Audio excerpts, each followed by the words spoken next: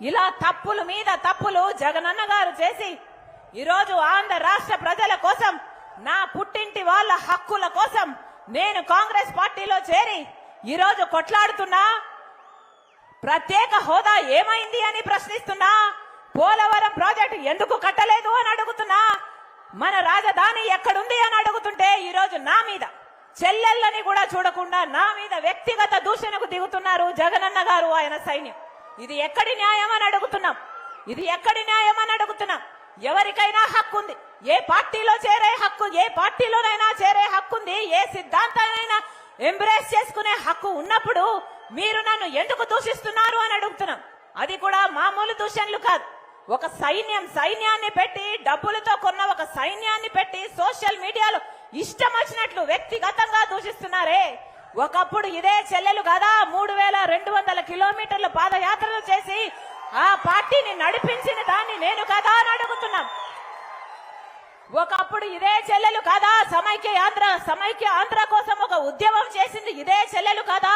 తెలంగాణలో ఓదార్పు యాత్ర చేసింది ఇదే చెల్లెలు కదా.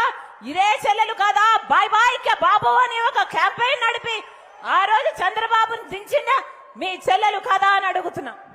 అలాంటిది ఈరోజు నా గురించి, నా భర్త గురించి ఇష్టం వచ్చినట్లు, నాకు దగ్గరైన వాళ్ళ గురించి ఇష్టం వచ్చినట్లు దూషణలు చేస్తున్నారే. దేవుడన్న వాడు ఉన్నాడు, దేవుడన్న వాడు చూస్తున్నాడు. మళ్ళీ చెప్తున్నాం, నేను రాజశేఖర రెడ్డి బిడ్డను. నేను భయపడేదాన్ని కాదు. ఇది రాజశేఖర రెడ్డి గారి రక్తం. పులి కడుపున పులే పుడుతుంది. నా గుండెలో నిజాయితీ ఉంది. ఆంధ్ర రాష్ట్ర ప్రజలకు, నా పుట్టింటి వాళ్లకు మేలు జరగాలనే రాజశేఖర రెడ్డి బిడ్డ ఆంధ్ర రాష్ట్ర రాజకీయాల్లో అడుగుపెట్టింది. కాబట్టి ప్రత్యేక హోదా వచ్చేంత వరకు ఆంధ్ర రాష్ట్రంలోనే రాజశేఖర రెడ్డి బిడ్డ ఉంటుంది. పోలవరం ప్రాజెక్టు కట్టేంత వరకు ఆంధ్ర రాష్ట్రాన్ని వదిలిపోదు రాజశేఖర రెడ్డి బిడ్డ.